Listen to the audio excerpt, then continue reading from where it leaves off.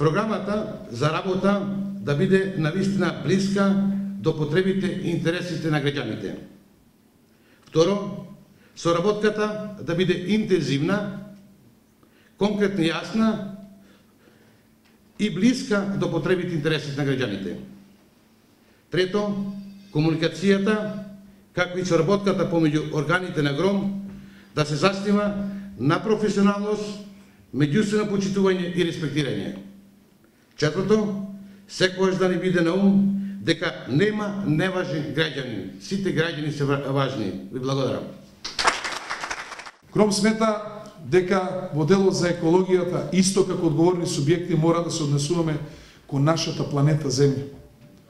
Поштовани пријатели, видовте дека тајфуни дојдоа веќе и до Хрватска. Сицилија, луѓе гинат. Гледате што се случува со глобалното затоплување. Тоа значи дека ние како држава мора да водиме сметка да ја намалиме емисијата на гасови во атмосферата. Мора да намалиме потрошувачка на енергија. Мора да уведеме алтернативни извори на енергија. Мора обновливи извори на енергија. Мора да вложуваме во енергетска ефикасност. Мора да градиме енергетски објекти. Може ли Република Македонија да се развива ако е вака енергетски зависна? 100% сме зависници од увоз на нафта, од увоз на газ. Кога јас бев министер, 65 милиона евра беше увозот на електрична енергија, сега преку 700 милиони евра, а фабриките све не се затворени. Како мислиме да се развиваме без да градиме енергетски објекти? Секоја промена на цената на енергијата на светскиот пазар директно ќе влие врз вашиот стандард и ќе влие врз цената на нашите производи, затоа што се користат како поголско гориво. Тоа значи нашите производи ќе стануваат неконкурентни, ќе губиме пазари, ќе се затвараат работни места. Почитувани пријатели, ние сметаме во делот на телекомуникациите дека треба да внесеме уште поголема конкуренција. Со поголема конкуренција ќе падне цената на фиксната, на мобилната телефонија, на роамингот ќе падне. Ќе падне цената на интернетот. Сметаме дека треба да го развиваме електронското банкарство, електронската трговија, електронските услуги, тој дел кој што ќе го леснува животот на граѓаните на Република Македонија. Сметаме дека во делот на социјалната заштита мора да има многу поголема социјална поддршка, но во исто време социјалната правда треба да биде на многу повисоко ниво.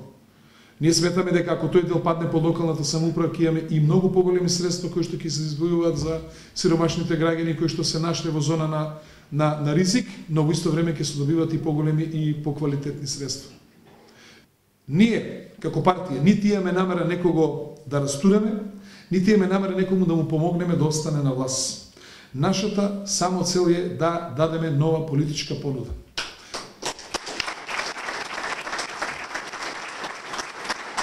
Ова е добро и за двете други политички партии. Не може ВМРО ДПМН да смета дека му ја зема мерката на СДСМ и ќе си го победува стално, а СДСМ да мисли дека конечно граѓаните ќе се уморат и еднаш ќе им го дадат, довербата ќе им ја дадат нив. Еве им го ГРОМ сега, па да видиме дали тоа ќе биде така, ќе си ги соочиме програмите. Ние имаме намера проектот Карпуш да го пренесеме низ цела Македонија. Вие знаете во мојата изборна кампања, јас не се служев со плукање во далечина, туку со нудење на проекти, визии како тоа мислам мојата општина да изгледа за следниве 5 до 7 години. Друго прашање дали ќе имаме доволно пари, дали ќе можеме тоа да го ствариме, меѓутоа тоа се визиите како треба да се развива општина Карпуш во наредниот временски период и како да го лесниме животот на граѓаните на Карпуш. И луѓето ни ја дадоа довербата затоа што видоа дека имаме визии и дека не ни е целта само да се расправаме и да се караме. Ние 365 дена во годината се расправаме и се караме и ред тие 20 дена на изборите да нудиме решенија, а не да нудиме кавги, афери и не знам што. Ако сакате да учествувате, да земеме учество во власт, ако сакате бидете членови на парламентарна партија, јас ве повикувам да не поддржите. Ако сакате да бидете опозиција, тоа место е резервирано за Социјалдемократскиот сојуз. Што би рекле вие за мене да ви речам правам партија и ќе бидеме опозиција? Кој ќе дојде со мене? Правиме партија и се бориме за власт. Правиме партија и бараме избори. Како мисли некој да дојде на власт ако бега од избори? Камо среќа да ги организираат изборите напролет и јас ви гарантирам ќе видите ГРОМ како ќе пројде добро на овие парламентарни избори. Опозицијата, тоа е задачата, да настојува на секаков начин да ја рони власт и да секогаш и биде за петици. Со бегање од избори не се добива власт.